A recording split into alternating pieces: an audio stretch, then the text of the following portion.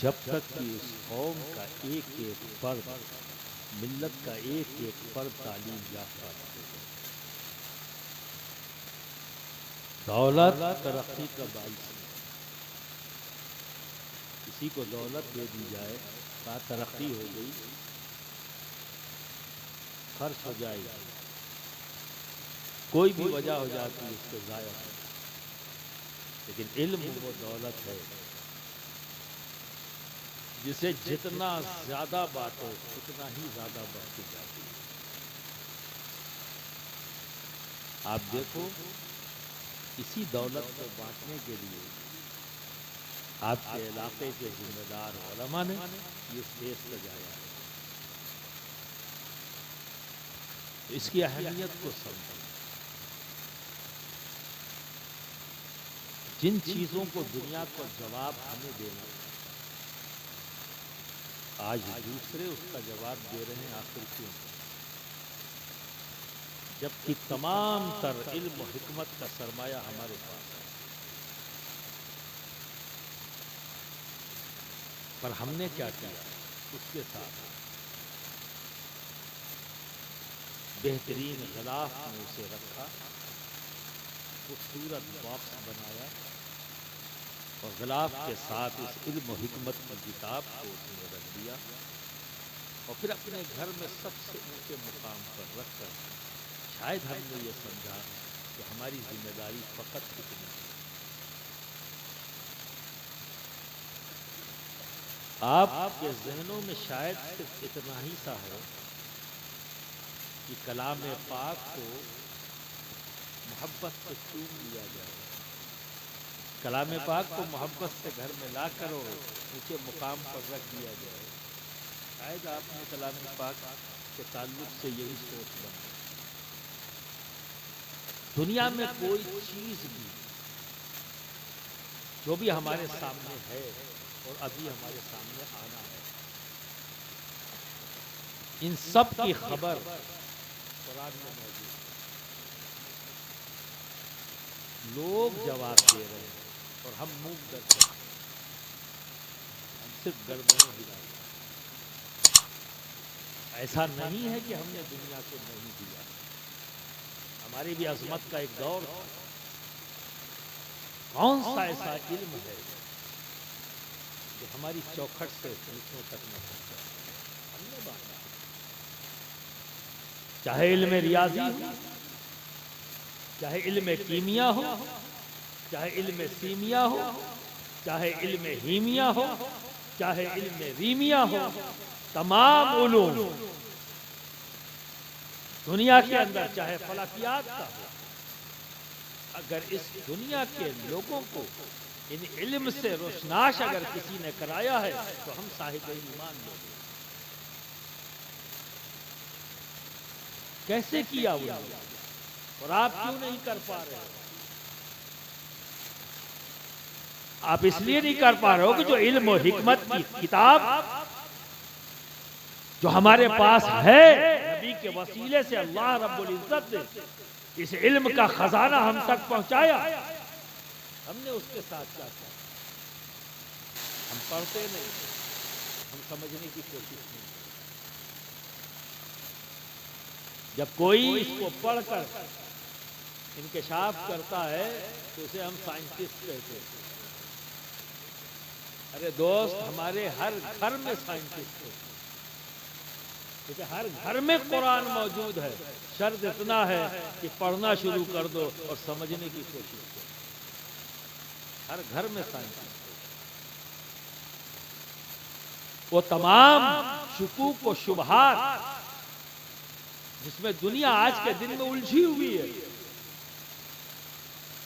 آپ ہیں ذمہ دار اس کا جواب دینے کی۔ ذمہ داری لو تو کیسے لوگے؟ بنا پڑھے میں آپ کو جاہل نہیں کہہ سکتا۔ کیوں؟ کیونکہ میں یہ مانتا ہوں کہ کسی بھی مسلمان کو جاہل نہیں کہا جاتا۔ جو مسلمان ہے وہ جاہل نہیں، ہاں ان پڑھ ہو سکتا، جاہل نہیں۔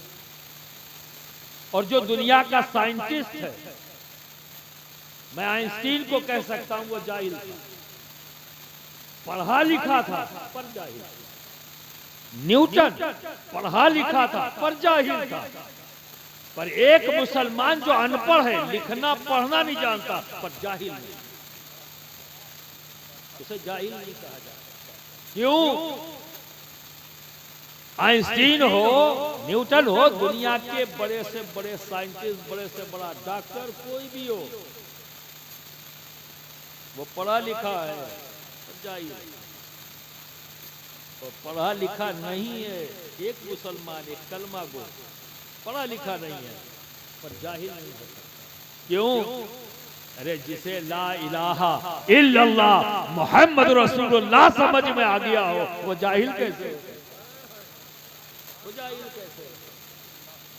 جاہل نہیں کہہ سکتے، ان پڑھ۔ یہ ہو سکتا ہے، یہ بھی ہو سکتا ہے کہ ہم غور و فکر کرنا ہم نے چھوڑ دیا، آج ہم غور و فکر نہیں کرتے۔ کوا کان لے گیا، اپنا کان چیک نہیں کرتے، بھاگے چلے۔ ایک عجیب و غریب مزاج ہے، افواہوں پر کان دھرنا، سمجھنے کی کوشش نہ کرنا، آدھی ادھوری باتوں کو لے کر بھاگنا۔ نیکیوں کا پرچار کم، برائیوں کا پرچار زیادہ، مزہ آ رہا ہے۔ اور جب تمہیں برائیوں کا پرچار کرنے میں مزہ آنے لگے، سمجھ لینا تم اپنے رب سے دور ہو چکے، کس کے قریب ہو گئے؟ شیطان کے، کیونکہ یہ مشغلہ شیطان کا محبوب ہے۔ اور جب تم اچھائیوں کا پروپیگنڈا شروع کر دو، اچھائیوں کو دور تک پہنچانے کی کوشش کر لو، تو سمجھ لینا تم رحمان کے قریب۔ کیونکہ نیکیوں کو، اچھائیوں کو پسند کون کرتا ہے؟ ہمارا رب۔ اور برائیوں کو، گندگیوں کو کون پسند کرتا ہے؟ شیطان۔ اب فیصلہ آپ کے ہاتھ میں ہے کہ آپ کہاں کھڑے ہیں۔ بات صرف اتنی ہے، جانتے ہیں پر غور و فکر نہیں کرتے۔ جبکہ اگر ہم قرآن کا مطالعہ کر رہے ہوتے، روز پڑھ رہے ہو، تو کچھ سمجھنے کی کوشش کرتے، تو قرآن میں بار بار رب کہتا ہے کیوں نہیں غور کرتے، کیوں نہیں فکر کرتے۔ تو ہم ضرور سوچتے اپنے عمل کے بارے میں، ہم ضرور سوچتے ان پروپیگنڈوں کے بارے میں۔ برادران ملت اسلامیہ میں کوئی بہت لمبی چوڑی تقریر تو میں نہیں کر پاؤں گا، کہ ابھی منقبت پڑھ رہا تھا تو کھانسی آنے لگی، یہی پریشانی ہے۔ ایک بار میں رمضان کے مہینے میں قرآن شریف پڑھ رہے، ہمیشہ پڑھتے رہتے،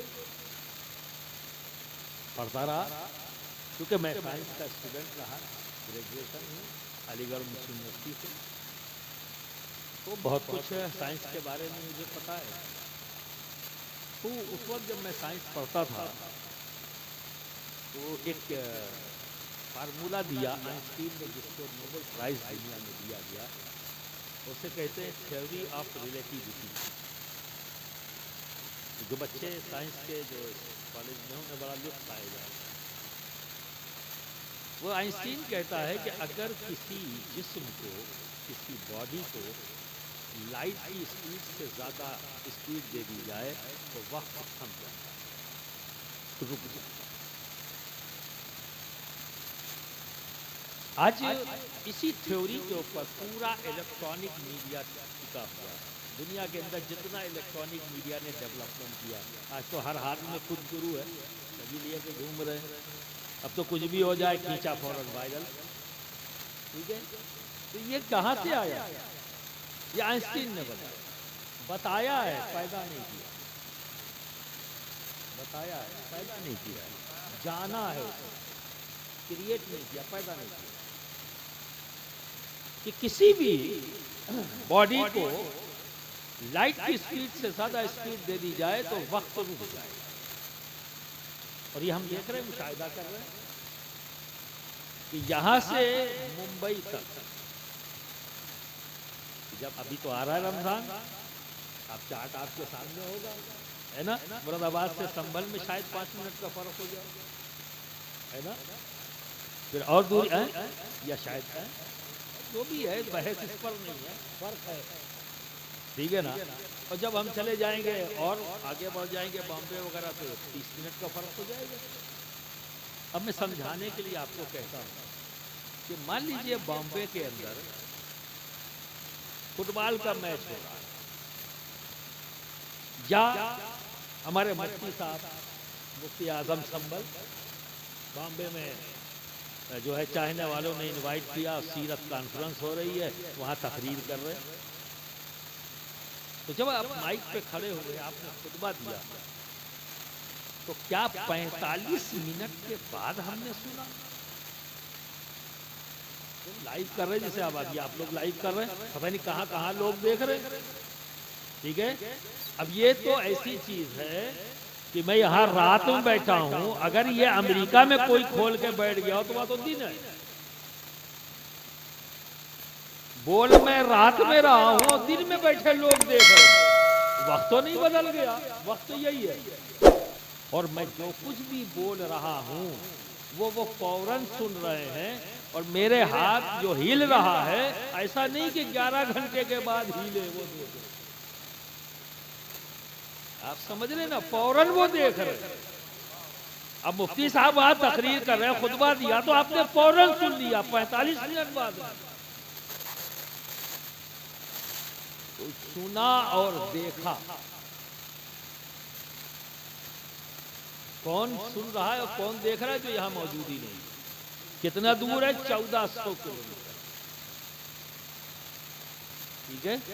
اگر وہ بندہ یہاں آ کر سننا چاہے تو آج کے موجودہ دور میں جو تیزی سے وہ آ سکتا ہے یہاں تک، چونکہ میں نے سفر کیا تو بتا سکتا ہوں، پھر بھی کتنا بھی جلدی آئے گا تو 6 گھنٹہ لگے.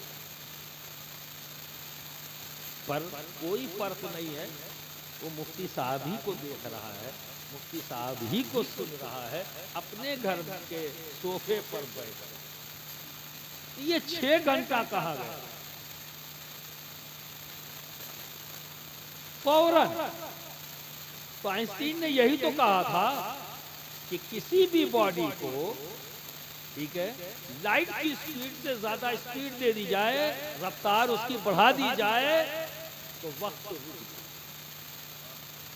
ٹھیک ہے. آپ دیکھیں گے آواز کی سپیڈ اور اس لائٹ کی سپیڈ میں فرق آپ کو نظر آتا ہے. گھروں میں آپ غور و فکر کرو گے دکھے گا. جب آپ سوئچ کا بٹن دباتے ہو، بلب پہلے جلتا ہے، پچ کی آواز بعد میں آتی ہے نا، کیونکہ وہ آواز ہے، آواز کی سپیڈ لائٹ کی سپیڈ سے کم ہے، اس لیے بلب جلدی جلتا ہے، دکھتا ہے، اور پچ کی آواز بعد میں آتی ہے. اب بامبے تک مفتی صاحب کو سنبل سے، وہ مفتی صاحب ہیں، شکل صورت آواز سب کچھ سنی، پر ایک شخص بامبے میں بیٹھا ہوا اپنے ڈرائنگ روم میں صوفے پہ بیٹھا ہوا دیکھ رہا ہے. تو اس تک مفتی صاحب کیسے پہنچے؟ کون لے گیا آپ کی شکل و صورت کو، آپ کی آواز کو؟ کون لے گیا؟ ہوا.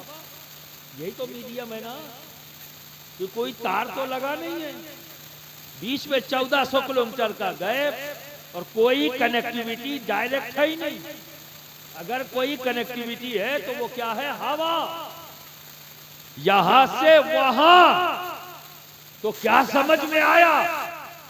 ہوا کے اندر یہ صلاحیت موجود ہے، انسان کی شکل و صورت کو محفوظ کر لینا. صرف یہی صلاحیت نہیں، ایک جگہ سے دوسری جگہ پہنچا دینا. یہ صلاحیت ہوا میں موجود آواز کو صرف محفوظ ہی کرنا نہیں، ایک جگہ سے دوسری جگہ پہنچا دینا. یہ ہوا کے اندر صلاحیت موجود، یہ آئنسٹین نے نہیں پیدا کیا. یہ صلاحیت ہوا کو کیا آئنسٹین نے دیا ہے؟ جب ہوا رب نے بنائی، جب رب نے ہوا کو بنایا تبھی یہ صلاحیت اس میں رکھ دی. صلاحیت رکھتی تھی، تو اب ذرا سوچو حضرت آدم سے لے کر ان کے امتی سے شروع کرو. بات حضرت آدم کی نہیں، کیونکہ حضرت آدم کو تو رب نے تمام اسماء کا علم دے دیا، تمام اسماء کا علم دے دیا. میں امتی کی بات کروں، حضرت آدم کے امتی سے لے کر نبی کے امتی تک، یعنی آئنسٹین سے پہلے تک کوئی امتی یہ نہ جان سکا، یہ نہیں جان سکا. اب جو بھی عرصہ ہو حضرت آدم سے اور ہمارے درمیان میں اتنا بھی عرصہ ہو گیا، 20,000 سال، 25,000 سال، جتنے ہزار سال ہیں. اب ذرا سوچو 25,000، اگر 25,000 کا گیپ ہے تو صرف اتنا سمجھنے میں کہ اللہ رب العزت نے ہوا کو یہ صلاحیت دی ہے کہ ٹھنڈک کا احساس نہیں کراتی، پیار سے وہ سہلانا ہی نہیں جانتی، ہماری شکل و صورت اور ہماری آواز کو ایک جگہ سے دوسری جگہ پہنچانے کی بھی صلاحیت رکھتی. یہ جاننے میں کتنے سال لگ گئے؟ اگر غیب اتنا ہے جو بھی ہو، بحث اس پر بند ہے، تو غور و فکر کیا، جان لیا. تو کوئی بھی سائنٹسٹ ہو وہ پیدا نہیں کرتا، جانتا ہے. تبھی تو رب کہہ رہا ہے اپنے کلام کے ذریعے ہم سے بار بار کہتا ہے کیوں نہیں غور کرتے، کیوں نہیں.